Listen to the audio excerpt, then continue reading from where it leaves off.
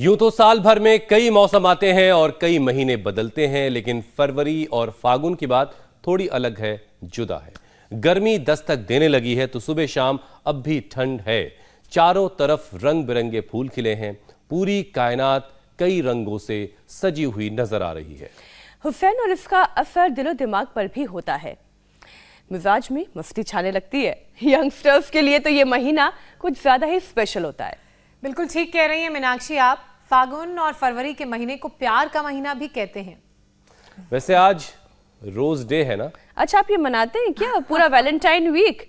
वैसे है ऐसे कई डेज आते हैं जाते हैं, हर साल आते हैं ऐसे दिन और महीने आते हैं, लेकिन कुदरत का मजा वही उठा पाते हैं जो मौसम और सेहत के बीच में संतुलन बनाना जानते हैं, बैलेंस समझते हैं। आपने मेरी जैकेट कलर चेक की नहीं किया? ओहो अभी तो मीनाक्षी ने पूछा आपको कि क्या आप मनाते हैं।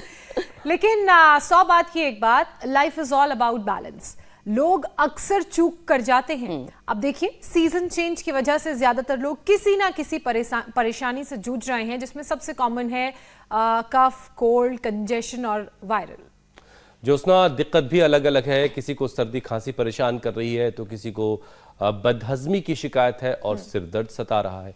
तो कई लोग ऐसे हैं जिनकी रातों की नींद आजकल गायब है। Yes, it is all about balance. दरअसल इस महीने में मौसम तो बदलता ही है, इसका असर शरीर पर सबसे ज्यादा पड़ता है और इसकी वजह से शरीर की कुंडली बिगड़ जाती है, यानी कि वात पित्त कफ का तालमेल बिगड़ जाता है। और फिर तीनों बायोलॉजिकल एनर्जी में से जो घटता या बढ़ता है, उसका असर सीधे सीधे हमारे शरीर पर दिखने लगता है। तो इसलिए अपने शरीर की कुंडली को मेंटेन करके रखना जरूरी है। और कई बार तो वात पित्त और कफ का बैलेंस बिगड़ने से इंसान बीमारियों के चक्र में ऐसा फंसता है कि एक बीमारी ठीक नहीं हुई कि दूसरी उसको घेर लेती है। इलाज के बाद बीमारी फिर से लौट लौट कर आती जाती रहती है। कहने का मतलब ये है कि अगर सेहतमंद रहना चाहते हैं और बीमारियों को जड़ से खत्म करना चाहते हैं तो वात पित्त और कफ के बीच में संतुलन बनाना होगा। और तभी फागुन के इस महीने का मजा भी आप ले पाएंगे। हुसैन, तो चलिए अब और देर नहीं करते हैं, सीधे योग गुरु स्वामी रामदेव से लाइफ में बैलेंस कैसे बनाना है, साथ ही त्रिदोष का बैलेंस कैसे बनाना है और कुंडली कैसे बैलेंस रहे, इसके यौगिक और आयुर्वेदिक उपाय और मंत्र जान लेते हैं। तो आज हम लोग अपनी कुंडली चेक करवाएंगे। बिल्कुल स्वामी जी, बहुत बहुत स्वागत है आपका। प्रणाम। प्रणाम स्वामी जी। आज तो कुछ समस्या हो रही है, हो क्या रहा है? लग रहा है। हाँ, हो क्या रहा है? बैलेंस बिगड़ रहा है। तो हुसैन भाई, मीनाक्षी बहन, ज्योत्सना जी, हमारा फोन तो आज गड़बड़ हो रहा है। प्रणाम स्वामी। कुंडली बिगड़ गई है फोन अब की। हमको नहीं पता आपने क्या बोला, क्या कमेंट्स किए हैं, लेकिन हमें एक बात जरूर पता है कि रोज हम नए नए रोगों के संदर्भ में, अब जैसे आज वात पित्त कफ, ये 3 जो रोग हैं, इनको मिटाने के लिए इधर जो है बहुत जबरदस्त प्रक्रिया चल रही है। एक तो जलनेति, सूत्रनेति, और जो है आप देख रहे हैं इधर बच्चों को वस्त्र धोती, दंड धोती, मुंह में से पानी इतना पी लिया, करीब 1.5-2 लीटर, कि अब बिटिया ने जो है वो नली लगा दी और उससे पानी निकल रहा है। उधर कुंजर चल रही है और उधर सूत्रनेति चल रही है, और एक ये दूसरी बच्ची, इसने तो मुंह से पानी पिया और नाक से छोड़ रही है। तो नया कार्यक्रम शुरू कर दिया है और पूरा जोर से ऐसे निकालती है गंगा यमुना की तरह। तो ऐसे ये जो नई नई क्रियाएं हैं, प्रक्रियाएं हैं, कैसे हम अपने शरीर का शुद्धिकरण करें, ये तो आप इधर बाईं तरफ देख रहे हैं। और ये मेरे साथ जो 2 भाई बैठे हैं ना, इन्हें तो अप्रतिम कार्य किया है। कितने इंसुलिन लेते थे दीपक जी? हाँ, मैं दीपक गुप्ता, दिल्ली से। मैं 70 यूनिट इंसुलिन लेता था। 70 यूनिट? 30-35 यूनिट सुबह और 25-30 यूनिट रात। और कितने साल से डायबिटिक थे? 18 ईयर से, 18 साल। तो ये वात पित्त कफ दोष गड़बड़ होता है, उससे डायबिटीज भी होती है, बीपी भी होता है, थायराइड की प्रॉब्लम होती है, स्किन डिजीज भी होती है, सारे सिर दर्द से लेकर के सारी बीमारी। अब क्या है? यहाँ पे आके महाराज जी मैंने केवल 15 यूनिट इंसुलिन लगाया है, फिर उसके बाद अभी तक कुछ नहीं लगाया। कितने दिन हो गए अभी इंसुलिन लगाए? मेरे को 8 दिन हो गए यहाँ पे। लो अब 8 दिन हो गए, अब इंसुलिन से पूरी तरह से मुक्त हो गए। और आपका क्या हाल है बेटा, क्या नाम है? जी मेरा नाम अक्षय है, मैं सांगली महाराष्ट्र से हूँ। मुझे 85 यूनिट इंसुलिन दिन में लगती थी। 85? हाँ। ये कैसे हुआ था? मुझे एक्चुअली हॉस्पिटल में जब मैंने 10-12 दिन से खाना ढंग से नहीं खाया था और मुझे ब्रोंकाइटिस हुआ था। ओहो हो। और फिर उसके बाद डॉक्टर ने मुझे 600 mg की डायबिटीज की गोली दी थी। ए राम। उसके बाद मेरी शुगर हो गई थी 35 और फिर उन्होंने फिर मुझे ग्लूकोज चढ़ाया IV से और मुझे बोला चॉकलेट खा लो। उसके बाद मेरी शुगर हो गई 600, जिसकी वजह से मुझे मल्टी स्पेशलिटी हॉस्पिटल में जाना पड़ा और वहाँ पर मुझे 2 बार डायलिसिस और यहाँ से इंसुलिन देते थे। ए राम। और अभी तो इनकी कोई खास उम्र भी नहीं है स्वामी जी। 50 यूनिट इंसुलिन। और मैंने पहले दिन ही यहाँ पर आके बंद की। अब कितने दिन हो गए इंसुलिन लिए? 31 तारीख को लास्ट ली थी मैंने।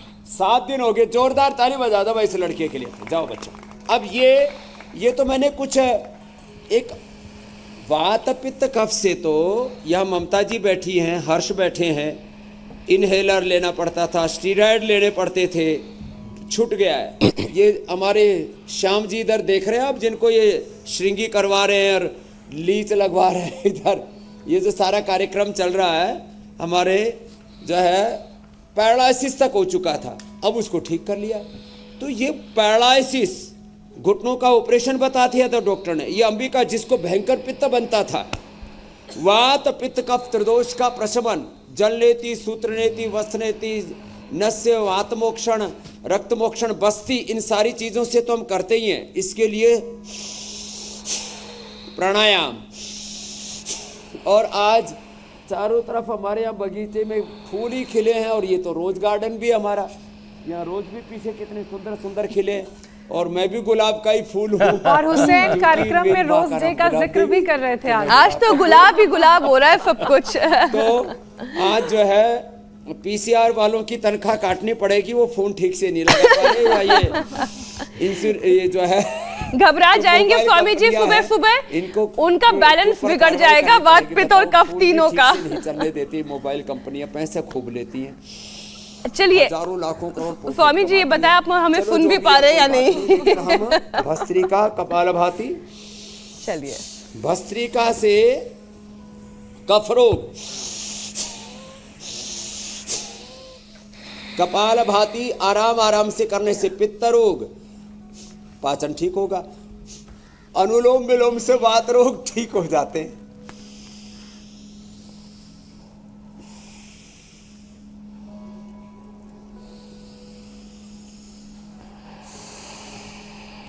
यह अनुलोम विलोम से नाड़ीगत वात, संधिगत वात, पूरे शरीर में जितने भी वात रोग हैं उन सब का प्रशमन हो जाता है अनुलोम विलोम से। आप आज सबका प्रशमन स्वामी जी ठीक से हुसैन भाई? बिल्कुल बिल्कुल स्वामी जी हमें तो आ रही है आपकी आवाज, क्या आपको हमारी आवाज आ रही है? कि नहीं हुआ? नहीं तो हम तो चालू है। एकात्म भाव से सब जुड़े हुए हैं। तो शायद लगता है अबे एयरबग भी तुम ही लेकर के जाओगे, जब कुछ सुनाई नहीं दे रहा तो हम क्या करेंगे इनका। लेकिन जो है यदि चालू हो जाए तो कोशिश करते हैं कि हम स्टूडियो से कनेक्ट हो जाएं, लेकिन हमने तो ऐसी विद्या भी सीख रखी है कि बिना कनेक्टिविटी के भी हम अपनी कनेक्टिविटी जारी रखते हैं। देखो मैंने कहा भस्त्रिका से कफ रोग, कपालभाति से पित्त रोग, अनुलोम विलोम से सब वात रोग, और फिर भ्रामरी उद्गीत से हम शरीर इंद्रियों और मन पर नियंत्रण पाते हुए गुणातीत और भावातीत होकर के 3 गुणों से, सत्व रजस तमस से और वात पित्त कफ से हम ऊपर उठ जाते हैं, या इनका हम संतुलन कर लेते हैं, इन पर विजय पा लेते हैं। यह है योग की साधना। अब रही बात एक रोग की, तो वातेष्टि, पित्तेष्टि, कफेष्टि, ये 3 प्रकार के हवन सामग्री हमने बना रखे हैं, सामने रखी हुई है। यज्ञ से भी वात पित्त कफ रोगों का प्रशमन होता है। कुंजर करने से मूल रूप से पित्त का, नस्य करने से मूल रूप से कफ का, और जब एनस से बस्सी देते हैं, एनिमा देते हैं, उससे वात का प्रशमन होता है और उसमें उपवास भी बड़ी भूमिका निभाता है। चलो ये तो मैंने बताया थोड़ा सा जो है वात पित्त कफ का एक सामान्य विज्ञान, और जिन्होंने अपने ये वात पित्त कफ दोष ये तो कुछ प्रतीकात्मक रूप से मैंने अपने साथ में रखे हुए। मैंने करीब पूरे देश भर में 10 करोड़ से ज़्यादा लोगों को प्रत्यक्ष योग सिखाया है और वात पित्त कफ रोगों से मुक्ति दिलाई। बस इसके 3 छोटे छोटे उपचार और बता देता हूँ। वात रोग बढ़ जाए तो करे क्या? वात रोग को कुछ लोग खाली बोलते हैं गैस बन गई। गैस वात रोग नहीं है। शरीर में जो गतिशीलता है वो वात से है।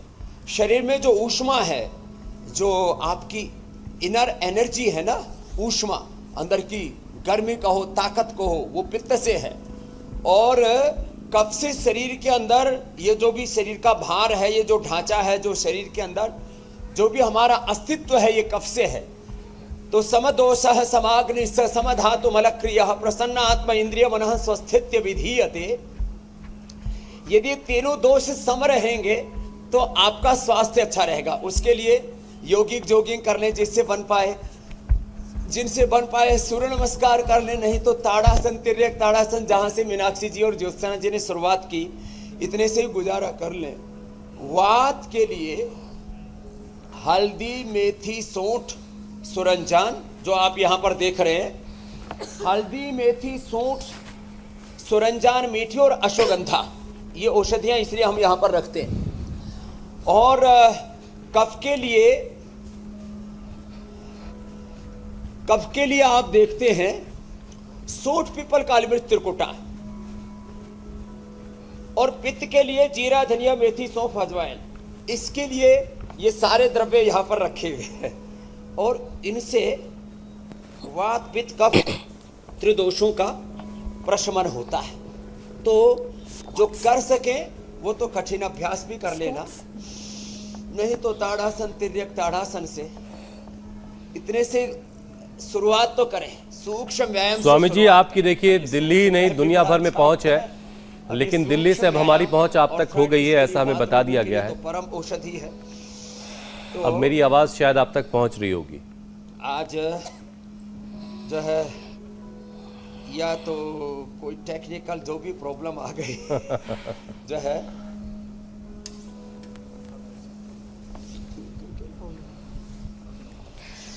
आज हुसैन, आज आप सिंहासन पर आराम करें, उधर से योग चलता रहेगा, यहाँ से योग चलता रहेगा। नहीं, आराम नहीं, प्राणायाम कर सकते। हाँ, इसका पाउडर खा लेते हैं, उसमें सुरंजान, मीठी और अश्वगंधा मिला देते हैं ना, तो पूरी तरह से उसका प्रशमन हो जाता है। पित्त रोगों के लिए जीरा, धनिया, मेथी, सौंफ, अजवाइन का पानी पिला देते हैं, पाचन अच्छा हो जाता है। लिवोग्रिट खिला देते हैं, अथवा वीटा ग्रास, एलोवेरा और लौकी का जूस, पित्त का प्रशमन एकदम से हो जाता है। खाने पीने में तीखी तली चीजें बंद कर देते हैं। और कफ के लिए तो Trikuta, Sitopaladi, स्वासारी gold, curcumin gold, ब्रोनकोम, ओहो अप्रतिम औषधियाँ। तो घरेलू उपचार से लेकर के शास्त्रीय उपचार सारे के सारे हम बता रहे वात, पित्त, कफ के लिए। मैं तो एकदम सिंपल सी चीज बताता हूँ। मैंने देखा है कि अब जैसे कोई भी रोग है, सारे रोग विविधा रोगाः जायन्ते प्रायशः मल संचयात्। तो हमारे शरीर से दोषों को बाहर निकालने के लिए पंचकर्म और षटकर्म का विधान है, जिसका हमने शुरू से ही पतंजलि विश्वविद्यालय के बालक बालिकाओं के द्वारा हमने यहाँ से आपको डिमोन्स्ट्रेशन दिखाया। और पेट ठीक तो वात, पित्त, कफ त्रिदोष आपके ठीक रहते हैं। वात रोगों के लिए परम औषधि है गिलोय, एलोवेरा, पारिजात, निर्गुंडी और सहजना। इन 5 में से एक भी औषधि का आप ठीक से सेवन कर लेते हैं तो वात रोगों का प्रशमन हो जाता है। वैसे गिलोय तो त्रिदोष शामक है। कफ के लिए परम औषधि है शिलाजीत। कफ के लिए परम औषधि है ये जो काकड़ा सिंगी रखी है ना, ये तो अप्रतिम है। इससे तो मैंने लंग कैंसर तक अच्छा किया। लंग कैंसर, ब्रेस्ट कैंसर और इससे ब्लड कैंसर और सर्विक्स का कैंसर, इसके लिए ये परम औषधि है। काकड़ा सिंगी बहुत ही अद्भुत है। इसकी तो हमने अभी एस्ट्रैक्ट से गोली भी बना दी है, ओरोग्लिटा हमने उसका नाम रखा है, बहुत जबरदस्त है। और पित्त के लिए तो सामान्य खान पान में ही चेंज लिया है ना, खाली सुबह उठ करके एक सेव खा लिया या अंकुरित, ये जो अंकुरित हम रोज रखते हैं ये खाली प्रदर्शन के लिए नहीं रखते, ये पित्त के लिए परम औषधि है। तो मात्र मैं कहता हूं 5 आसन कर लो, मंडूक आसन, योग मुद्रासन, अर्ध मत्स्येंद्रासन, वक्रासन, गोमुखासन में से बैठ करके कोई भी 2-3 आसन बैठ करके, 2-3 आसन लेट करके कर लो। अब देखो, ये अभ्यास करने से पाचन तंत्र अच्छा होगा। मूलाधार स्वादिष्ठान मणिपुर गड़बड़ होता है तो वात गड़बड़ होता है, और हमारा आमाशय पक्वाशय गड़बड़ होता है। मूलाधार स्वादिष्ठान मणिपुर, नाभि से नीचे वाला हिस्सा गड़बड़ होने से, ज्यादा उत्तेजक आहार लेने से उत्तेजक विचार, यहाँ से उत्तेजक विचार पैदा होता है और यहाँ जो है हमारा मूलाधार स्वादिष्ठान मणिपुर चक्र गड़बड़ होता है, वात रोग बढ़ता है। फिर जो यहाँ ज़्यादा उत्तेजक आहार लेते हैं तो पित्त बढ़ता है, तो उससे फिर एसिडिटी आदि बन जाती है। और ये जो कफ है ये फेफड़े से शुरू होता है और यहाँ पूरे आंखों में, कान में, गले में, पूरे शरीर में फिर गांठें बनती हैं, पूरे शरीर के अंदर जो है मोटापा बढ़ता है। तो ये इसके लिए यदि आपका पित्त बढ़ा हुआ है, वात बढ़ा हुआ है तो मंडूकासन, कफ बढ़ा हुआ है तो उष्ट्रासन, उष्ट्रासन, अर्ध उष्ट्रासन, और कुछ नहीं कर पाए तो खाली स्कंध संचालन ही कर ले, उससे कफ का प्रशमन हो जाता है। बताओ, बात तो छोटी सी है। अब एक अभ्यास को ऐसे 10-20 सेकंड से शुरू करके हम 10-20 मिनट तक कराते हैं, और ज्यादा ना कर सकें तो खाली इतना ही कर ले, ये ला ऐसे, इस तरह से आपने किया। और सूर्य की उपासना से, अब देखो सूर्य देव भी बहुत अच्छे से उदित हो चुके हैं। सूर्य उपासना करने से कफ का भी प्रशमन होता है, वात का भी प्रशमन होता है। जिनको वात रोग है उनको सूरज की धूप में बैठना चाहिए। समझ में आई बात भाइयों बहनों? जिनको वात रोग है उनको किस में बैठना चाहिए? वात और कफ रोगों को सूर्य की धूप में बैठ करके योगाभ्यास करना चाहिए। ये अभ्यास, फिर उल्टे लेट जाए। चलो देखो, जो है उल्टे लेट के करो भुजंग आसन। अब ये अक्षय और दीपक का तो दीपक जल गया है, नहीं तो 75 और 80 यूनिट कितना ज्यादा होता रे मेरे राम। कनेक्शन वाला दीपक भी जल जाता तो कितना अच्छा होता सर। आप अनुलोम विलोम करते रहिए। ये वात का असर एक एक ज्वाइंट से लेकर के पूरी स्पाइनल कोड तक होने लगता है। सूक्ष्म व्यायाम के साथ ये जो कोई भुजंग आसन सब कितने प्यार से करें। एक भाई ने तो अपना कैंसर तक ठीक कर लिया। तो हुसैन भाई अभी शायद हम जुड़ गए आपके साथ फोन से भी, वैसे तो दिल से तो जुड़े हुए थे। कनेक्शन वाला दीपक जल गया हुसैन। आप बोलेंगे तो पता लगेगा कि हाँ आपकी आवाज आ रही है। ये बड़ी अच्छी बात आपने बताई कि हमारा कनेक्शन जुड़ गया अब है। पीसीआर तक तो मैं पहुंच जाता हूँ, उससे आगे शायद पीसीआर में गड़बड़ है या पता नहीं कहाँ गड़बड़ है। आप पहुंचते तो बहुत दूर तक हैं स्वामी जी। चलो कोई बात नहीं, अब जो अवरोध है वो भी दूर हो जाएगा। आज का लगता है हमको। स्वामी जी आप मुझे सुन पा रहे हैं? स्वामी जी आप मुझे सुन पा रहे हैं? करना पड़ेगा। ये भी इतिहास बन गया पहली बार कि हम 10 बार फोन लगा रहे हैं, लेकिन कोई बात नहीं, अब नहीं जुड़ रहा तो नहीं जुड़ रहा। जो है फोन अपनी ऐसी तैसी करवाए, हम तो अपने बीमारियों को ऐसी कर ही तैसी कर देंगे तो बीमारियों देखो, जब वात रोग ज्यादा बढ़ जाता है ना, तो सूक्ष्म व्यायाम के साथ मैंने कहा ये भुजंग आसन भी ऐसे करवा देते हैं, ऐसे।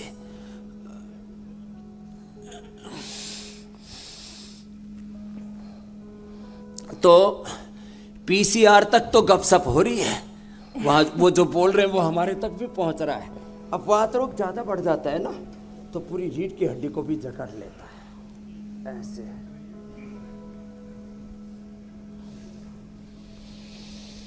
ऐसे ये टेक्निकल प्रॉब्लम्स आ जाती है, क्या करें। बिल्कुल बिल्कुल Swami ji. Technical problem phone पे आई, फिर भी योग तो चल ही रहा है। टेक्निक प्रॉब्लम कई बार हवाई जहाज में आ जाती है तो सबकी सांसें थम जाती है। जैसे ये हिंडनबर्ग एक जहाज ही था, ऊपर चल रहा स्वामी था। जी, क्या अब आप मेरी उसमें आवाज सुन गड़बड़ाई पा रहे हैं? और फिर लोग मर गए। ये फ्रेम बड़ा अब खूबसूरत इस है। हिंडनबर्ग ने भी बहुतों को मार दिया। लग रहा है मेरी आवाज पहुंच गई आप तक। जी मेरे भाई, चलिए, शुक्र है अल्लाह का। आवाज कुछ पहुंची, बोलना जरा हुसैन भाई, कुछ लगा कि कुछ आवाज आई है। स्वामी जी, आप मुझे सुन पा रहे हैं? हाँ, अब आई, बोलिए चलिए। बोलिए जरा। बहुत अच्छी बात है, बहुत अच्छी बात है। मेरी आवाज़ आप तक पहुंच गई। स्वामी जी, शरीर का बहुत कमज़ोर होना, देर से आई, दुरुस्त आई, कोई बात। बिल्कुल बिल्कुल बिल्कुल। स्वामी जी, शरीर का कमज़ोर होना, बार बार बीमार पड़ना, बीमारी का पूरी तरह से क्योर ना होना, माना जाता है ये सारी चीज़ें जो हैं शरीर के अंदर जो बायोलॉजिकल एनर्जी है उसके इम्बैलेंस की वजह से होती हैं। तो वही जाहिर है, अब तक आप जो आप वात पित्त कफ को बैलेंस करने यानी त्रिदोष को बैलेंस करने के बारे में बता रहे थे।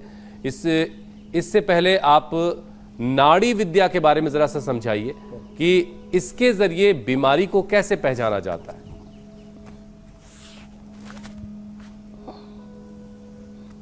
तो देखो हुसैन भाई, ये अभ्यास क्रम जो हमारा चल रहा था, ये चलाइए। ये तो पवन मुक्तासन, उत्तान पादासन, नौकासन, सेतु बंद, और बच्चों ने जन नेति, सूत्र नेति, वस्त्र धोती सब किया है। जो कर सके वो सर्वांगासन, हलासन से लेकर के शीर्षासन तक कर सकते। शीर्षासन तो मीनाक्षी जी भी बहुत अच्छा करने लगे हैं, ज्योत्सना जी भी। शीर्षासन, सर्वांगासन सब कर लेंगे। ये तो रोज का रूटीन है। 5-10 आसन, 5-10 प्राणायाम रोज करने हैं। हाथ ऐसे रखते हैं ना, तो देखो ऐसे नाड़ी जब रखते हैं तो ये जो इस तरह से नाड़ी रखते हैं, तो ये पहली वात की, दूसरी पित्त की, तीसरी कफ की। आप जो है ऐसे जब नाड़ी पर हाथ रखते हैं ना, तो पहली नाड़ी जब तेज तेज चले तो समझो वात दोष बढ़ा हुआ है। बीच वाली अंगुली में नाड़ी तेज तेज चले और एक अंगुल जगह छोड़नी है, एक अंगुल छोड़ करके और ऐसे अंगुली रखें, तो पहली अंगुली पर के नीचे जब जोर जोर से धड़कन हो तो समझो वात रोग। दूसरी के नीचे ज़्यादा बढ़े तो पित्त रोग, और तीसरी के नीचे जब धक धक होने लगे तो समझना कफ रोग ज़्यादा बढ़ा हुआ है। और किसी के तीनों संतुलित चलते रहे तो समझना समदोष है। आप में वात पित्त कफ का बैलेंस है। किसी को एक, किसी को दो, किसी को तीनों दोष बढ़ जाते हैं। और ये मैंने उपाय बताया, साधन बताया कि कैसे आप पहचान करें। इसको ले जाओ बेटा हवन कुंड को।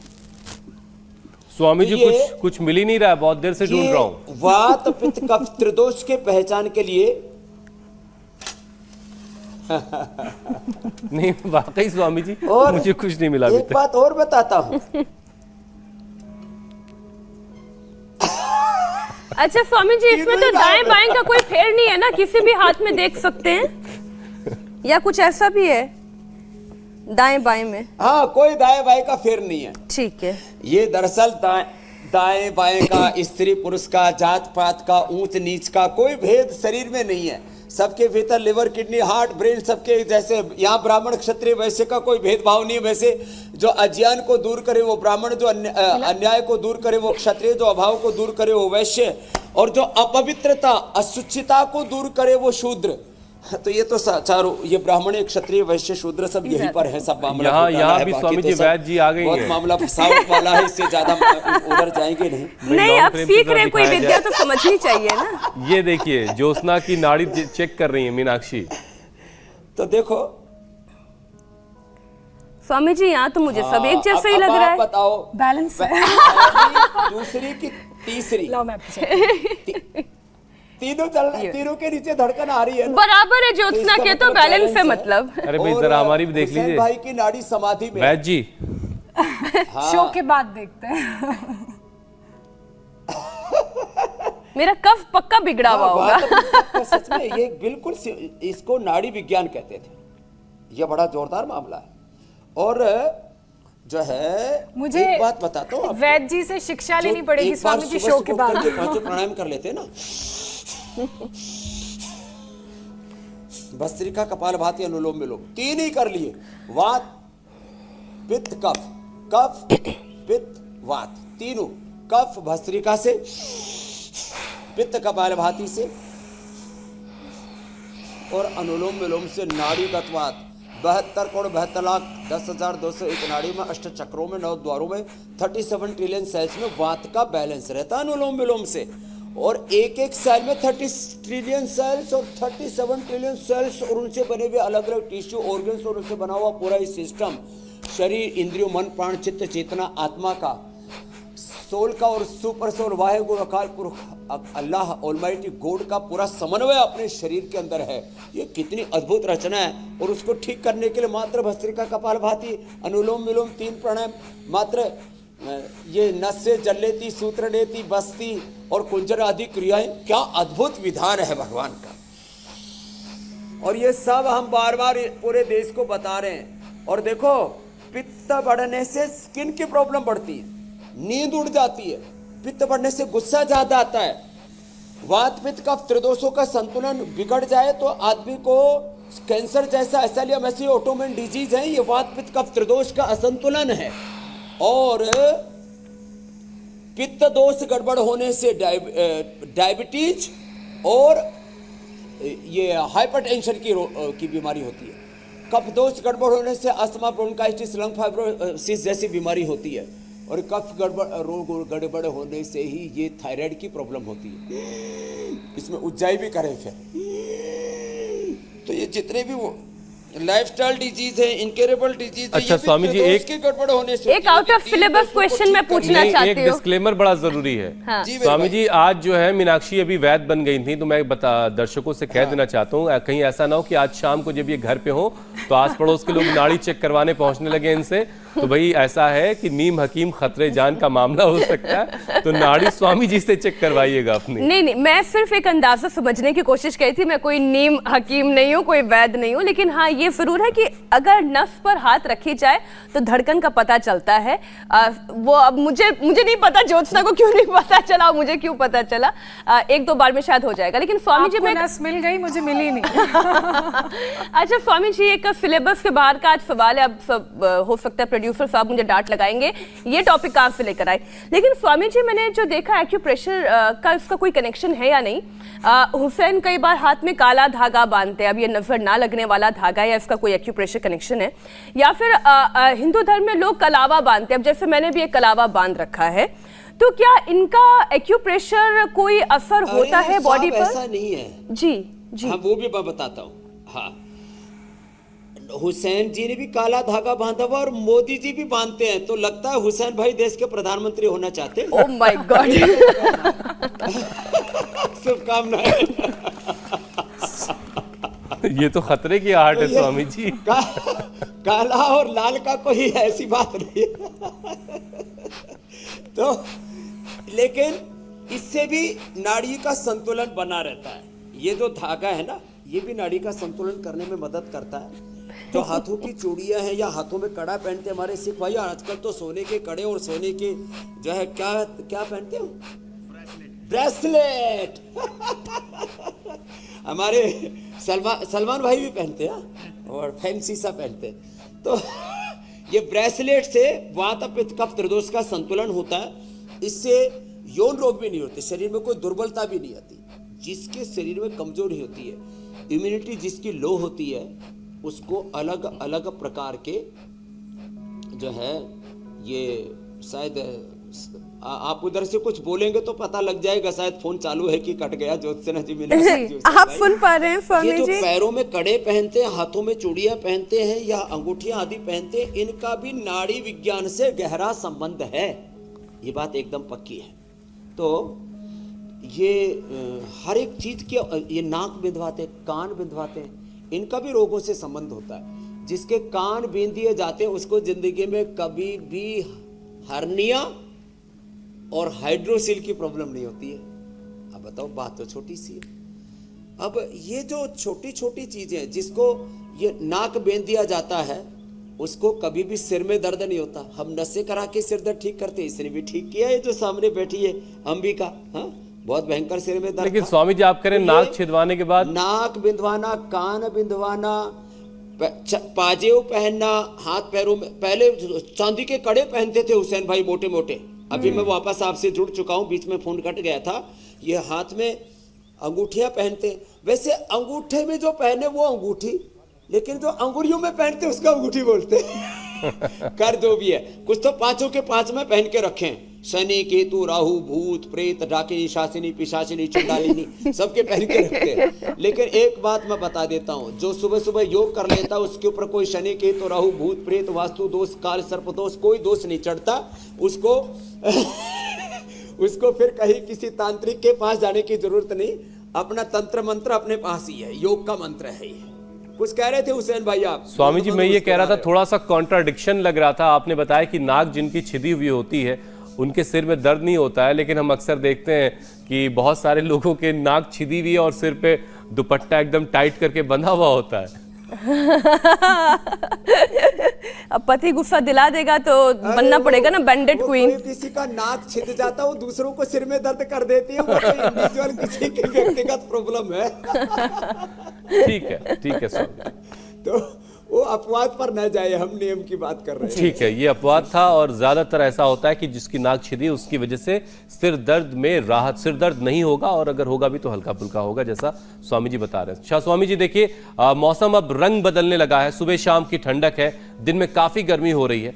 ऐसे में शरीर की जो बायोलॉजिकल एनर्जी यानी वात पित्त कफ के बिगड़ने का खतरा काफी बढ़ जाता है। तो जल्दी से जरा इस चेंज होते टेम्परेचर में त्रिदोष को खास तौर से कैसे शांत रखें, क्या दिनचर्या का भी उसमें कोई असर तरीका है जिसको हम बदल करके बैलेंस कर सकते हैं, जरा ये समझा दीजिए। हाँ देखो, जो समय से सो जाते हैं समय से जागते हैं, early to bed and early to rise makes a man perfect, healthy wealthy wise, जो भी कुछ बोलते रहते हैं। यही है Swami ji, healthy wealthy and wise. जो है ये जो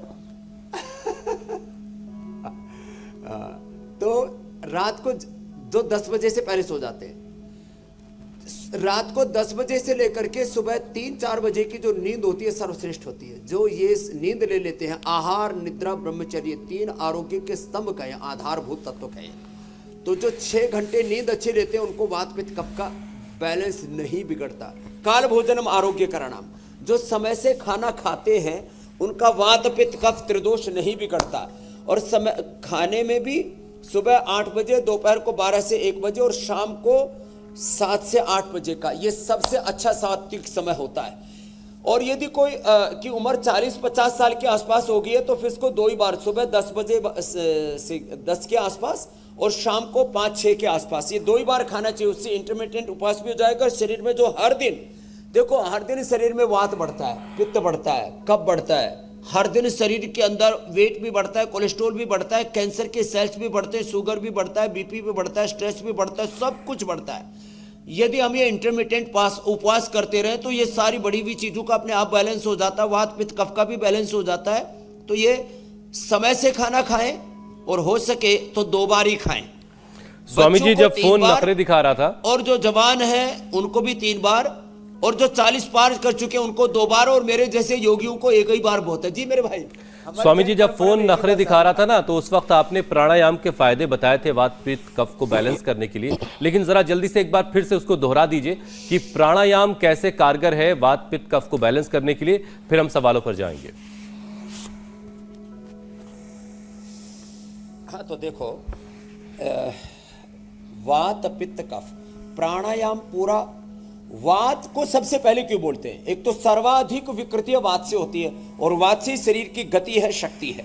वात ठीक होगा तो शरीर में पित्त भी ठीक होगा, कफ भी ठीक होगा। वात गड़बड़ होगा तो पित्त और कफ वो भी गड़बड़ हो जाते हैं। तो खैर, तो वात प्रधान है हमारा शरीर, वात प्रधान है, गति प्रधान है, और गति से फिर शक्ति भी आती है, वो पित्त का काम है। और ताकत जो है वो जो कफ है ना, कफ का मतलब बलगम नहीं है, शरीर के अंदर ये जो हड्डियों का वेट है, जो मांसपेशियां हैं, मसल्स हैं, ये सब कफ का बैलेंस होने से पड़ता है। तो खैर, अब एक तो फिर से दोहरा दे रहा हूं, भस्त्रिका से कफ रोग दूर होंगे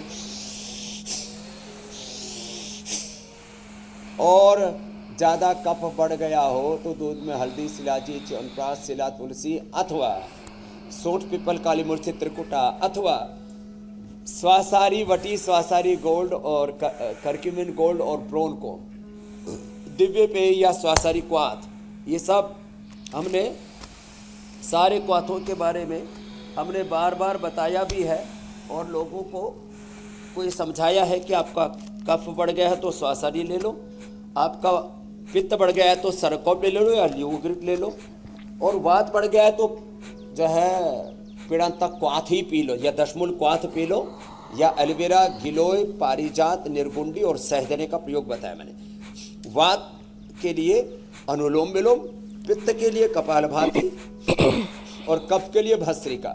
और जब पित्त ज्यादा बढ़ जाता है ना तो शीतली शीतकारी, ये बहुत अच्छा काम करते हैं। पित्त बढ़ा हुआ होता है, शीतली, गुस्सा बढ़ जाए, बीपी बढ़ जाए, उस पे पेट पे मिट्टी पट्टी भी करवाते हैं, ये बड़ा उसमें अद्भुत लाभ करता है। छोटी छोटी बातें। अब तीनों के लिए आहार थोड़ा और बता देता हूं।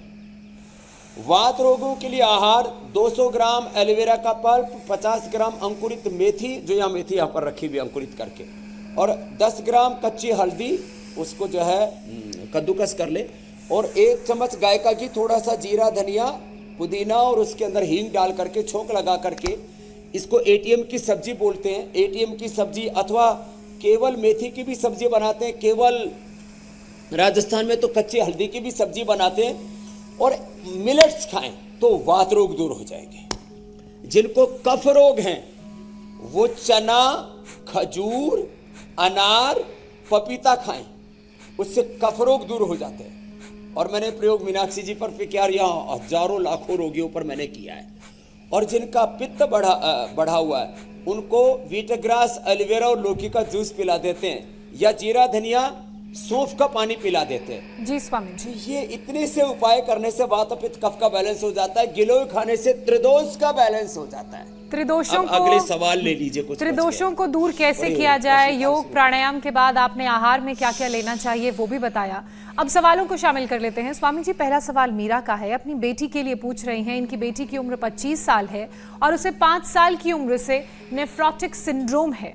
वो जानना चाहती हैं कि क्या योग से किडनी की इस बीमारी को ठीक किया जा सकता है, नेफ्रोटिक सिंड्रोम। स्वामी जी 100% कोई भी जो है किडनी की प्रॉब्लम है, नेफ्रोटिक सिंड्रोम है, और किसी का क्रेटिनिन लेवल बढ़ा हुआ है, किसी का यूरिया बढ़ा हुआ है, किसी का प्रोटीन लीकेज है, किसी को यूटीआई की प्रॉब्लम फिर बार बार होती है, किसी की किडनी श्रिंक होने लगती है, किडनी में स्वेलिंग आ जाती है, इन्फ्लेमेशन हो जाता है, किडनी श्रिंक हो गई, कोई भी नेफ्रोटिक सिंड्रोम, ये भी एक ऑटोमेन डिजीज जैसा ही है। तो दोनों हाथों में, दोनों पैरों में पॉइंट दबाएं और मिट्टी पट्टी पेट के ऊपर करें, और टब में बैठ करके जो टब स्नान हम करवाते हैं, कटी स्नान कराते हैं, उसको भी करें, हिप बाथ जिसको बोलते हैं, कपालभाति करें, गोखरू का पानी पिए, चंद्रप्रभा गोक्षरादि खाने के बाद पुनर्नवादि मंडूर खाली पेट, अथवा एक ही औषधि लेनी हो तो 2-2 गोली किडनी के लिए हमने बना रखी है, रीनोग्रिट। रीनोग्रिट इनको भी याद है सबको, तो रीनोग्रिट ले लें। हाँ, उससे किडनी की सारी प्रॉब्लम और जो है पूरी नेफ्रोपैथी या नेफ्रोटिक सिंड्रोम, कोई भी किडनी से रिलेटेड प्रॉब्लम है दूर हो जाएगी। और यदि प्रोटीन बढ़ा हुआ है तो गिलोय, गोखरू, आंवले का काढ़ा पी ले और जो का ही सेवन करें खाने में। अगला प्रश्न आप ले लीजिए। अगला सवाल स्वामी जी अनिल का है। 34 साल के हैं अनिल।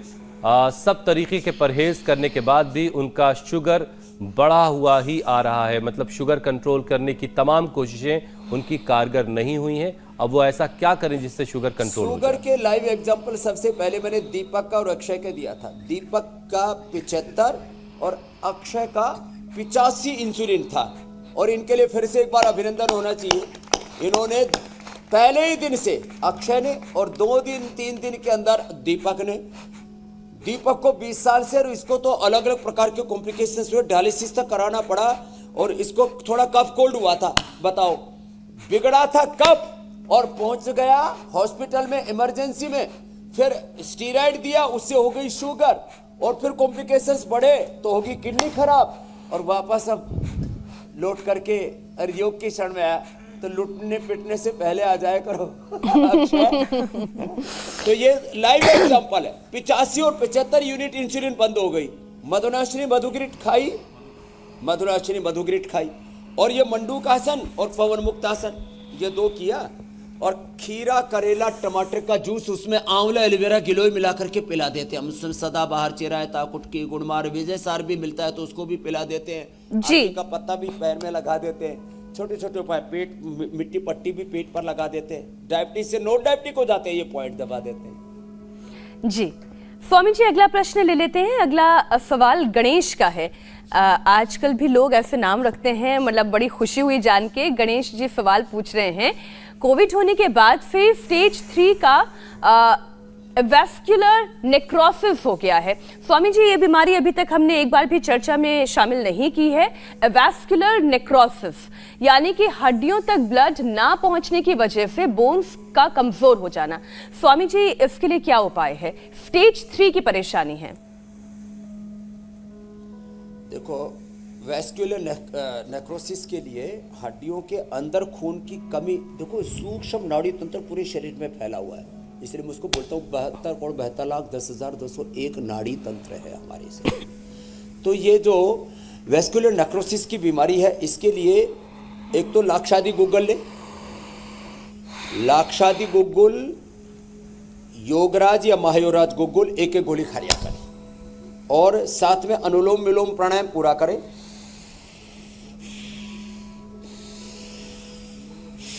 और अभी मैं बोल रहा था एटीएम की सब्जी मिलेट्स का सेवन करें, धूप में बैठा करें। सूर्य उपासना जरूरी है, 1-2 घंटा सूरज की धूप में बैठ करके भस्त्रिका, कपालभाति, अनुलोम विलोम करें। दही, छाछ, नींबू, अचार, टमाटर, खट्टाई, हाँ ये परहेज तो छूटा ही गया था। दही, छाछ, नींबू, अचार, टमाटर, खट्टी चीजें, ठंडी चीजें और बायबादी की चीजें, ये किसी भी वात रोगी को नहीं लेनी चाहिए। पित्त रोगी को कोई गर्म चीजें, मिर्ची, मसाला, तीखा, स्पाइसी फूड नहीं लेना चाहिए। और कफ रोगियों को घी, चिकनाई और ठंडी चीजें नहीं लेनी चाहिए। तो ये 3 तरह के परहेज भी सब करें। अगला प्रश्न आप ले लो। वैस्कुलर नेक्रोसिस तो पूरा अच्छा हो जाएगा स्वामी जी। अब हम हड्डियों के अंदर ब्लड का सर्कुलेशन इतना अच्छा हो जाएगा, अगर हड्डियां इतनी फुलादी हो जाएगी और फिर भी हड्डियां अंदर से कमजोर हैं तो न्यूट्रिला बोन हेल्थ थोड़ा ले ले, दूध दही का सेवन अच्छा से करें, और दूध में थोड़ा सा हल्दी, शिलाजीत डाल देते हैं तो वो भी अंदर से हड्डियों को मजबूत बना देती है मेरी बहन। और थोड़ा सूक्ष्म व्यायाम कर लिया करें, प्राणायाम। जी स्वामी जी, अब कुछ खाने पीने की हम बातें करेंगे, लेकिन जरा बताइए, आप तो इतनी सुबह उठते हैं रोजाना, और सुबह उठने के बाद इस वक्त तक तो अच्छी खासी भूख भी लग जाती होगी। कई बार तो हमें भी पता चलता है कि आपका पेट कह रहा है कि भूख लगी बहुत जोर की, तो हमारी बेबसी ये होती है कि हम आपके लिए कुछ कर नहीं पाते। तो कुछ खा पी पाते हैं इस वक्त तक कि नहीं आप? मैं सच में कुछ नहीं खाता, और मेरी आदत पड़ गई ऐसे पिछले 35 सालों से। चलिए स्वामी जी, अच्छा था तो हाँ, मैं आपको अब ये आज मम्मी भी डांट राज की बात है, रुके गोंद का लड्डू खाता था। गोंद का लड्डू। तो स्वामी जी, आज के नुस्खे में क्या है? बिना मुंह धोए गोंद का लड्डू खाता था। आप उसकी तैयारी करें, तब तक मैं कल के कार्यक्रम के बारे में दर्शकों को बता देता एनर्जी हूँ। बार बताएंगे, बहुत बिल्कुल बिल्कुल, आप तैयारी करें। हेल्थ स्टडी में हुआ खुलासा, क्यों बढ़ता है जंक फूड से मोटापा, गलत खान पान से स्लो हुआ दिमाग, वक्त रहते कैसे करें ओबेसिटी का इलाज। योग गुरु के 5 वेट लॉस टिप्स आजमाएं, शुरुआत में ही मोटापे पर ब्रेक लगाएं तो इस सबसे कॉमन और सबसे खतरनाक बीमारी से खुद को कैसे बचाएं, यानी मोटापे से। ये कल का शो आपके लिए बहुत खास होने वाला है। 7:56 से पहले ही इंडिया टीवी ऑन कर लीजिएगा। तो स्वामी जी, तो देखो, गाय का घी डाला मैंने इसमें, और फिर ये खजूर का पेस्ट डाल दिया। खजूर, मुनक्का, अंजीर, ये नेचुरल स्वीटनर है, आपको कोई चीनी की जरूरत है ही नहीं। और इसको गाय के घी में अच्छे से ऐसे भून लेते हैं तो इसका जलीयांश कम हो जाता है। तो खजूर, मुनक्का या अंजीर, इन सब को ऐसे डाल करके और थोड़ा थोड़ा इसको ऐसे पकाइए, अब पलटा घुमाओ बेटा, घुमाना आता है, हाँ, घुमाओ। और इधर जो है वैसे शहर वालों को ये देसी गुलाब मिलना थोड़ा मुश्किल होता है, तो वो सूखा गुलाब से यदि गुलकंद बनाए तो फिर इसको 1 सप्ताह तक रख दें। ये जो गुलकंद है इसको, ये गुलकंद ना, भूख तो अभी भी लगी थी और ये गुलकंद खा लेते ना, बड़ा स्वादिष्ट लगता है। और इसमें मिश्री के अंदर गुलाब की पंखुड़ियाँ, ये हम ताजी मिलाते हैं। शहर वालों को ये ताजी ना मिले तो सूखी मिला लें। और इसमें ऐसे फिर इसमें शहद डाल सकते हैं या मिश्री डाल सकते हैं या दोनों बराबर बराबर डाल सकते हैं। लगाओ बेटा घोटा। और इधर ये एनर्जी बार तैयार हो गया है। अब इसमें गाय के घी में ये पल्प बना दिया था हमने खजूर का, मुनक्का अंजीर का, और इसके अंदर ये सारे ड्राई फ्रूट डाल दिए। बादाम डाल दिया, इसी के अंदर बादाम है, अखरोट है, अंजीर है और ये चिरौंजी। वैसे ये खाने के बाद तो स्वामी जी 3 घंटे तक भूख तो कतई नहीं लगनी है। ये मगज बाद की बात स्वामी कर रही जी हैं आप। देखने में बहुत शानदार लग रहा है, और ऊपर से इसमें, लेकिन घड़ी की सुई कह रही कि अब आपसे अनुमति ली जाए। अब ये पूरा एनर्जी बार तैयार हो गया है और जी। ये बच्चे तुम खा लो, एक एक उठा लो, खाओ। और स्वामी जी आज के कार्यक्रम ने एक आइडिया ये भी दिया है, जिस तरीके से फोन परेशान कर रहा था, स्वामी टेल या रामदेव टेल भी होना चाहिए। स्वामी जी नया बिजनेस आइडिया प्रपोज कर रहे हैं हुसैन। बहुत बहुत शुक्रिया स्वामी जी, बहुत धन्यवाद स्वामी जी। ख्याल प्रणाम। रखिएगा हमारा भी। हाँ, अभी आइडिया और जो है वोडाफोन भी ठीक चल जाएगा क्योंकि गवर्नमेंट ने अधिग्रहण कर लिया है। बहुत बहुत धन्यवाद। प्रणाम प्रणाम धन्यवाद स्वामी। स्वामी जी। और फिलहाल एक ब्रेक का वक्त है। ब्रेक के बाद देखिए टर्की में भूकंप से विनाश की तस्वीरें। बहुत ही भयानक भूकंप आया वहां पर और उससे बहुत तबाही हुई है। एक एक डिटेल आपको बताएंगे। एक ब्रेक। इंडिया टीवी हर वक्त हर जगह डाउनलोड करने के लिए सर्च करें India TV news Google play store या ऐप स्टोर पर।